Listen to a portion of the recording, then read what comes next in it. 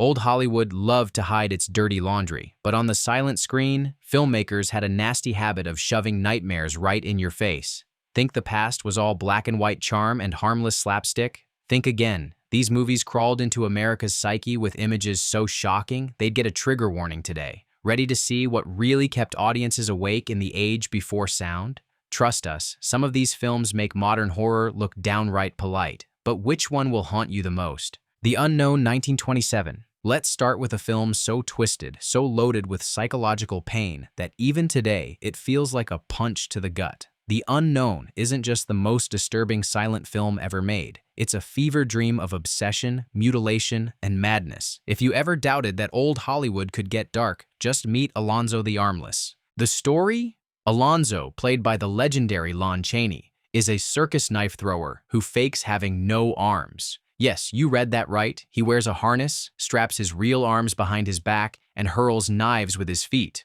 all to keep his dark secrets hidden. The plot thickens when Alonzo falls for Nanon Joan Crawford in one of her earliest, most unforgettable roles, a woman with a paralyzing fear of men's arms, courtesy of her abusive father. So, what does Alonzo do to win her heart? He goes to a mad doctor and has his arms surgically removed for real. Just take a second to let that sink in. This isn't cartoonish body horror. It's the stuff of real nightmares, wrapped in sweaty, desperate longing. The tension is relentless. The love triangle turns toxic. Every frame oozes with anxiety and self-destruction. Lon Chaney, known as the Man of a Thousand Faces, brings an emotional rawness that rips through the silent screen. You can almost feel the ache in his muscles, the torment behind his eyes, as the circus world around him spirals into violence and betrayal. Director Todd Browning, who would later shock the world with Freaks, delivers here a twisted morality tale with barely a glimmer of hope. There's a reason. The Unknown was considered too intense for mainstream audiences for decades. Its violence is intimate, its love story is toxic, and its final act is an operatic descent into jealousy and death. When people talk about the silent era being quaint or safe, just show them The Unknown. They'll never look at old movies, or their own arms, the same way again.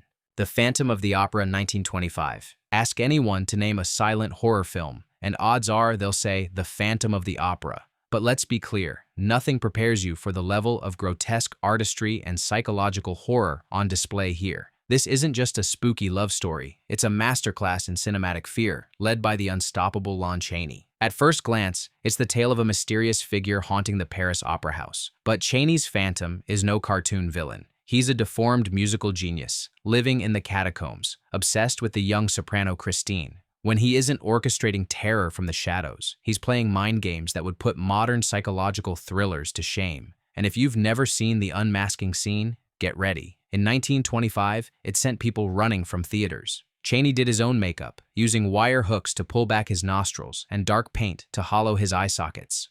The result? A face that looks like it crawled out of a fever dream, equal parts tragic and monstrous. But what really makes Phantom disturbing isn't just the makeup, it's the pain underneath. The Phantom is a broken soul, rejected by the world, desperate for love, but doomed to isolation. His obsession with Christine isn't romance, it's captivity. He manipulates, kidnaps, threatens, and in the end, forces her into an impossible choice between love and freedom. Universal Studios leaned into the horror, packing the sets with hidden passageways, trapdoors, and candlelit crypts. The mood is gothic, claustrophobic, and genuinely chilling, like a haunted house you can't escape. Even the grand masquerade scene, awash in early Technicolor, feels like a surreal fever, barely masking the film's darker heart. Phantom of the Opera isn't just a classic, it's a deep dive into obsession, loneliness, and the human capacity for cruelty. It made Lon Chaney a legend, but it also made countless viewers sleep with the lights on for weeks. If you think horror started with sound, you haven't faced the Phantom's mask. Greed 1924. If you think Hollywood's always played it safe, you've never experienced Greed. This isn't just a film, it's an act of cinematic self-destruction. Erich von Stroheim set out to make the darkest, most brutally realistic movie America had ever seen, and in doing so, created a legend so intense the studio itself hacked it to pieces. What remains is still enough to put a pit in your stomach. The premise sounds simple. A poor dentist named McTeague, his new wife Trina, and his best friend Marcus get caught in a slow-motion train wreck over a winning lottery ticket. But this isn't a happy rags to riches story. Trina's luck unleashes the worst in everyone. Obsession, jealousy, and greed take over. Von Stroheim's camera lingers on grime, sweat, and small, ugly details, the dirt under fingernails, the way money warps faces, the slow crumbling of human decency. And just when you think it can't get darker, the story dives headfirst into the abyss. Betrayal, violence, and madness pile up. The infamous climax takes place in Death Valley, where two former friends turned enemies brawl for survival under the merciless sun, chained together with only a single unreachable sack of gold. There are no heroes left, just desperation and the desert closing in. Hollywood didn't know what to do with greed. The original cut was over 8 hours long, so executives took a hatchet to it, tossing away nearly 3/4 of the footage. What's left is still disturbing. A vision of the American dream turned nightmare, shot in real locations with non-glamorous faces and a gut-punch ending. If you've ever wondered how far a movie can go to show the worst in people, greed is your answer. It's haunting, merciless, and still feels dangerous nearly a century later. This is what happens when you let an artist off the leash and when a studio gets scared by what they see. The Hunchback of Notre Dame, 1923. Think you know what suffering looks like on screen? The Hunchback of Notre Dame rewrote the rules and the faces of movie tragedy. Universal threw everything it had into this Victor Hugo adaptation, but Lon Chaney's performance as Quasimodo still towers above the set, a masterclass in physical transformation and raw, agonizing emotion. At its core, this is a film about cruelty and difference. Quasimodo, the deformed bell ringer, is the ultimate outcast, mocked, abused, and pitied by a society that only sees his twisted back and gnarled face. Chaney didn't settle for simple makeup. He engineered his own prosthetics, binding himself in a harness that contorted his body and bulging his eye so painfully that crew members had to help him up the cathedral steps. The result? Not a monster, but a man whose suffering is too real to look away from. But it's not just Quasimodo's misery that disturbs. The streets of medieval Paris are crawling with mobs, torturers, and hypocrites, all eager to exploit or destroy the weak. When Quasimodo is whipped in the public square, the camera doesn't cut away. It lingers on his humiliation, daring the audience to look, to feel complicit. Esmeralda, played by Patsy Ruth Miller, is no less a victim, hounded by lustful men, threatened with death, and used as a pawn in power games. The scale of the production was unprecedented, with an entire cathedral facade built on the Universal backlot. But it's the psychological claustrophobia and moral rot that makes this film disturbing. Redemption, when it comes, is fleeting. Love doesn't save the day. Sacrifice is met with more pain. Even after 100 years, The Hunchback of Notre Dame stands as a brutal reminder. The real monsters are usually the ones holding the whips, not the ones ringing the bells. If you want to understand why silent film still haunts us, start here. Chaney's Quasimodo will ring in your memory long after the last bell tolls. The Penalty, 1920. Some films just won't let you look away, no matter how much you want to. The Penalty is one of those rare movies that wraps you in dread and keeps squeezing. Lon Chaney, yes, him again, plays Blizzard, a gangster kingpin with a horrifying twist. His legs were amputated above the knees as a child by a careless doctor, leaving him with a lifelong thirst for vengeance. Chaney's transformation is not just legendary, it's almost impossible to watch without wincing. He created a brutal harness that bound his lower legs behind his thighs, forcing himself to walk and move in excruciating pain. The effect is astonishingly convincing. Blizzard is a figure both pitiable and terrifying. A man who crawls, climbs, and schemes his way to the top of the San Francisco underworld. The plot pulls no punches. Blizzard's rage at his mutilation fuels a campaign of violence and psychological torment. He plots to destroy the city that rejected him, uses seduction and manipulation as his weapons, and recruits a gang of criminals and artists to do his dirty work. The film revels in the grotesque, from anatomical models in mad scientist labs to frenzied mob violence. But what truly disturbs is how The Penalty refuses to offer easy answers. There's no clear villain or victim here, just people shaped by trauma, lashing out in a world that never gave them a chance. Chaney's Blizzard is as magnetic as he is monstrous, a reminder that rage and pain can turn anyone into something unrecognizable. The Penalty was controversial in its own time, but it's lost none of its power. It's a story about bodies and minds pushed to the brink, and what's left when you come back from that edge. This is old Hollywood at its boldest, before the censors slammed the door on pain and perversity. London After Midnight, 1927. Sometimes the most terrifying films are the ones you can barely see. London After Midnight is the holy grail of lost cinema, a film so disturbing that even in its absence, it's become a legend. Directed by Todd Browning and starring, you guessed it, Lon Chaney, this horror mystery shattered nerves in 1927 and has haunted the imaginations of horror fans ever since. The story itself sounds simple.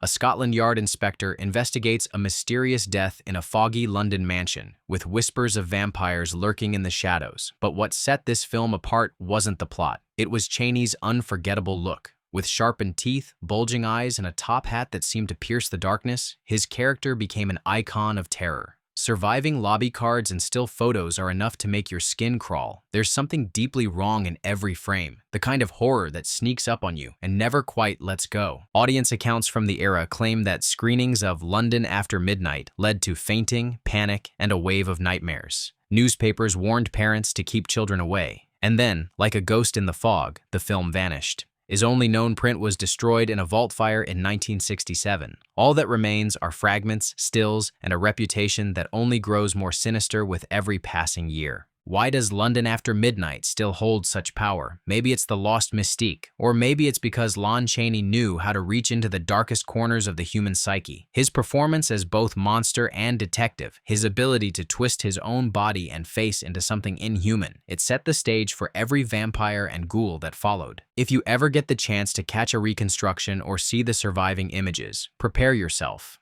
The true horror of London After Midnight isn't just in what's lost, it's in what you imagine was there. The Unholy Three, 1925. Carnivals were never safe in silent Hollywood, but the Unholy Three makes them downright sinister. Imagine a ventriloquist, a strongman, and a little person escaping sideshow life to become a trio of master criminals. Sounds wild? It is. And director Todd Browning squeezes every ounce of menace, humor, and shock from the premise. Once again, Lon Chaney leads the charge, transforming himself into Professor Echo, a ventriloquist who can mimic any voice, any character, including that of a sweet old lady. That's right, Chaney spends half the film disguised as Mrs. O'Grady, running a pet shop that serves as the gang's front for burglary and murder. His ability to disappear into a role is legendary, and The Unholy Three is a masterclass in transformation. There's something deeply unnerving about watching a beloved actor shift so effortlessly between warmth and malice. But Chaney's not alone in the circus of the bizarre.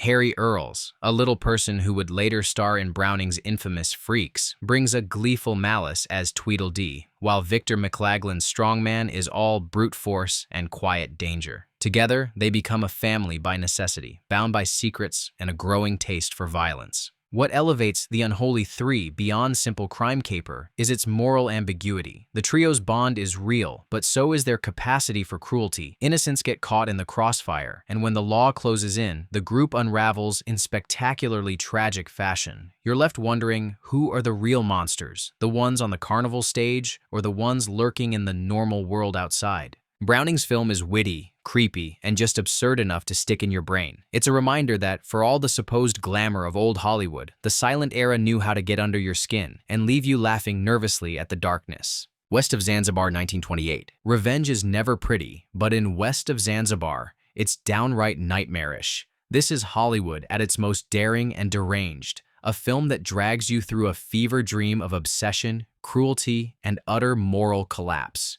And yes, Lon Chaney once again disappears into a role that nobody else would dare touch. Chaney plays Froso, a once great magician who's left paralyzed and abandoned by his wife and her lover. What's left of him? Just pure, burning hatred. He follows them to Africa and hatches a plan so twisted it almost defies belief. He raises the lover's child as his own, only to torment her as part of an elaborate, decades-long revenge. The colonial jungle setting isn't some lush escape, it's a purgatory of violence, madness, and voodoo ritual where nobody gets out clean.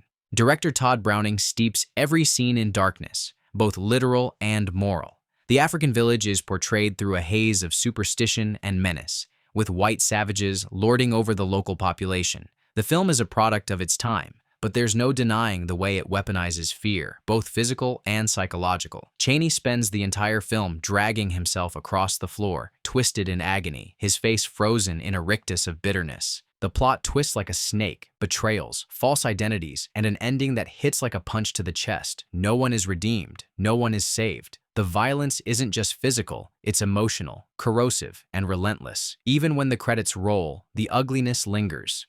West of Zanzibar isn't just disturbing for its content. It's a brutal reminder of how easily people can be broken and how far they'll go to break others in return. Chaney's performance is all raw nerve and repressed agony, an anti-hero for the ages. If you want to see Hollywood stare into the abyss, look no further. The Monster 1925. Silent horror didn't begin with haunted castles or caped vampires. It started in the shadows of mad science, and The Monster is proof that the early days of Hollywood could get deliciously weird. Here, Lon Chaney takes on the role of Dr. Ziska, a demented doctor running an abandoned sanitarium with a taste for gruesome experiments. If you've ever wondered what a silent film version of Saw might look like, you're halfway there. The plot kicks off with a car crash and a group of unwitting visitors stumbling into Ziska's lair.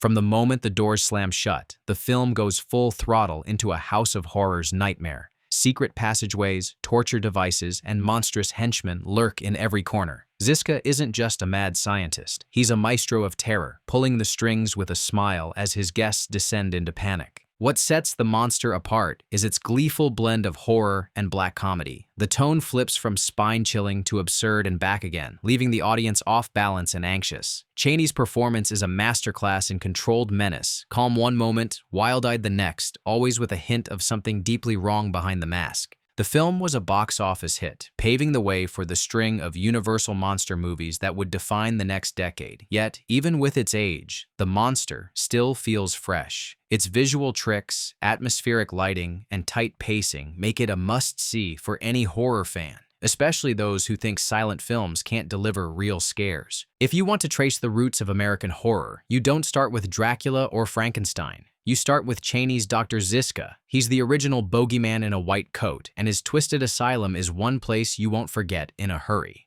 The Road to Manderlay, 1926. Nobody did sleaze and sadness quite like silent Hollywood at its most daring, and The Road to Manderlay is a prime example. Picture Singapore's dark, sweat-soaked underbelly, a world of smugglers, desperate sailors, and lost souls. At the heart of it all is Lon Chaney's Singapore Joe, a half-blind criminal mastermind haunted by his past and doomed by his own twisted desires. Chaney, once again under the direction of Todd Browning, goes all in with a performance that's equal parts animal and ghost. With a milky cataract covering one eye and a face ravaged by life at sea, Joe is a walking wound. He wants redemption, but can't escape his worst impulses. The story swirls around his doomed attempt to reconnect with the daughter he abandoned, all while trying to shield her from the criminal world he's built. The film doesn't pull punches. Opium dens, brutal fights, human trafficking, and moral decay are everywhere. Browning's camera lingers on the filth and sweat, using shadows and close-ups to drag the audience into the muck. There's a fatalistic streak running through every scene.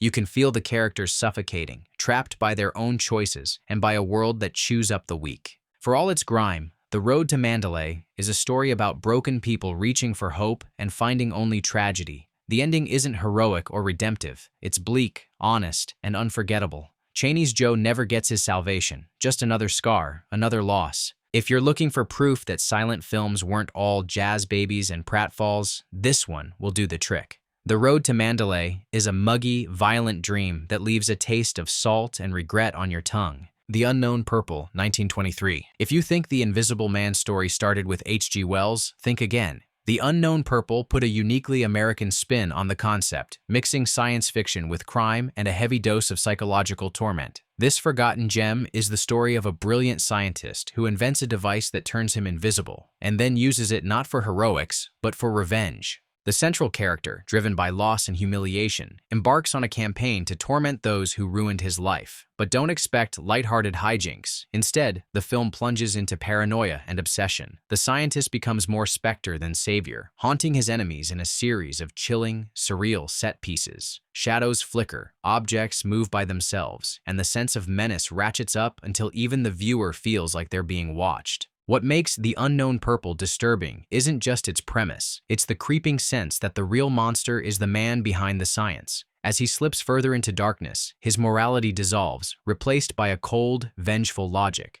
Friends become foes, innocence is lost, and the film ends on a note that's less triumph than warning. Power can consume you, body and soul. For a movie made in the Roaring '20s, the special effects are clever and sometimes genuinely startling. The film uses double exposure, wires, and trick photography to bring its ghostly protagonist to life. But even more effective is the way it toys with the audience's imagination, suggesting terrors just out of sight. Though less famous than the other entries on this list, The Unknown Purple is a slow-burn creeper that rewards viewers with chills and an eerie, lingering aftertaste. Next time you feel like someone's watching you from the shadows, blame this film. He Who Gets Slapped, 1924. Hollywood has never been shy about humiliation, but He Who Gets Slapped is in a league of its own. Forget heroes and happy endings. This is a film about what happens when the world grinds you down, rips away your dignity, and then asks you to smile for the crowd. Once again, Lon Chaney leads the way, and he's never been more heartbreakingly vulnerable. Chaney plays Paul Beaumont, a brilliant scientist who's publicly ridiculed by the man who stole his life's work, and his wife. Driven to despair, Beaumont disappears into the circus, reinventing himself as a clown whose whole act is being slapped across the face by other performers, night after night. The makeup is grotesque, the laughs are hollow, and every slap is another reminder of what he's lost. Director Victor Sjöström turns the circus into a twisted funhouse mirror for society itself, a place where pain is entertainment and cruelty is currency. The film's visuals are bold and symbolic, oversized faces, harsh spotlights, and dreamlike transitions that leave you questioning what's real and what's performance. Even in silence, Chaney's eyes speak volumes, charting a descent from hope to heartbreak to a final, defiant act of revenge. What makes He Who Gets Slapped so disturbing isn't just the physical violence, it's the emotional brutality. Beaumont is trapped by his own humiliation, forced to relive it every night for an audience that cheers his suffering. The people around him aren't much better. The greedy circus owner, the jealous rival, the innocent young performer caught in the crossfire. Betrayal and exploitation are everywhere. The ending is both shocking and deeply satisfying, a cathartic burst of justice that's as bleak as it is triumphant. Even today, the film packs an emotional wallop, reminding us that sometimes survival means turning your pain into power. If you think clowns are creepy now, just wait until you've watched Lon Chaney's masterpiece of misery. This is silent cinema at its most raw and relentless, a slap you won't forget. The Blackbird, 1926. Hollywood loved its monsters, but The Blackbird gave us something far scarier than a beast, a man hiding two faces. Once again, Lon Chaney is at the heart of the madness, diving into a role so twisted and psychologically layered that even modern thrillers pale by comparison. Here, Chaney isn't just playing a criminal, he's splitting himself in two, playing both the feared underworld boss, the Blackbird, and his own frail, gentle brother, the Bishop. This is a masterclass in duality and deception. The Blackbird rules London's criminal world with a ruthless hand, spreading fear and violence wherever he goes. But to keep the law off his trail, he pretends to be the kindly Bishop, a hunchbacked and broken man, beloved by all. Watching Chaney physically transform between these roles, 1 minute snarling and menacing, the next gentle and pitiable, is disturbing in itself. The line between good and evil, real and fake, blurs until nobody, including the audience, can tell which side is winning. Director Todd Browning doesn't shy away from darkness here. The story unfolds in the back alleys and shadowy corners of London, with betrayal and cruelty lurking around every corner. There's no redemption arc, just a steady spiral into guilt and self-destruction. The Blackbird's own twisted sense of justice leads to tragedy, especially when an innocent woman becomes caught in his web of lies. What makes The Blackbird so disturbing is its insistence that evil can wear any mask, and that sometimes the most dangerous people are the ones closest to us. It's a film about identity, shame, and the desperate lengths people will go to in order to hide who they really are. Lon Chaney turns a crime drama into a psychological horror show, and you won't forget his haunted eyes or his chilling smile anytime soon. Flesh and the Devil, 1926. What happens when love turns deadly? Flesh and the Devil is more than a romantic melodrama. It's a swirling nightmare of lust, jealousy, and destruction, wrapped in Hollywood's most gorgeous black and white cinematography.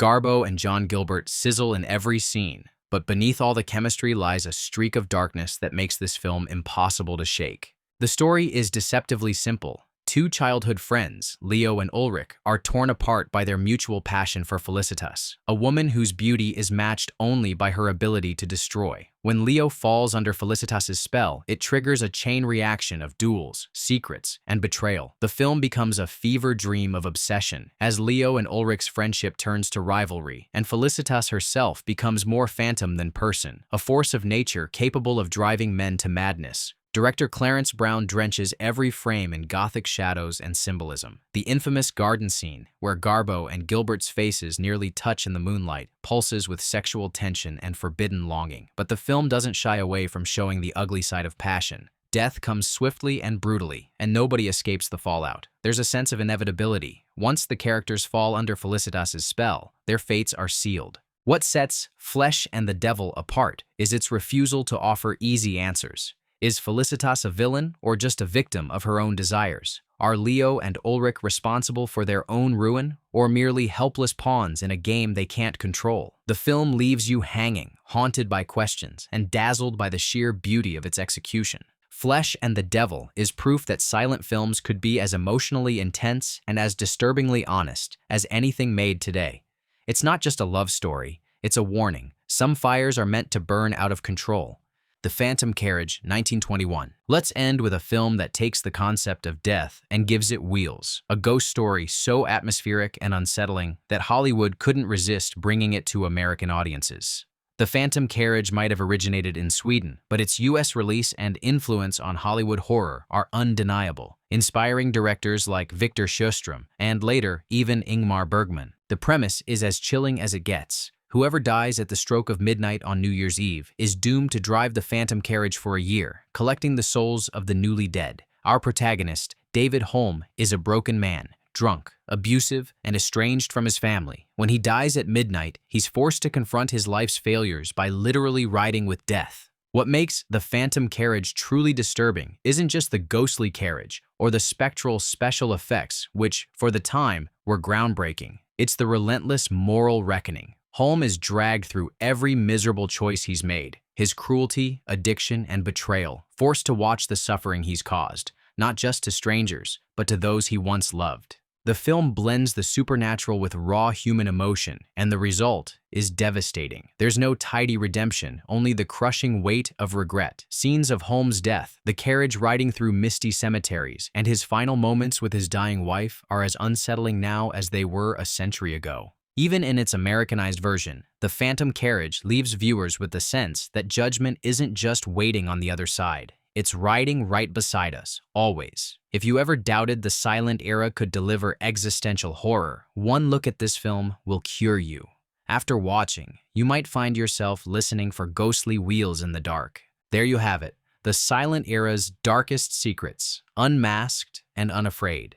These films weren't just entertainment. They were full-contact nightmares that pulled no punches and left audiences rattled for days. So, which one disturbed you the most? Or did we leave out a silent shocker you think belongs in the vault of nightmares? Drop your thoughts in the comments, hit subscribe, and share if you dare. Because in Hollywood, some ghosts never stop haunting, and some stories are too disturbing to stay silent.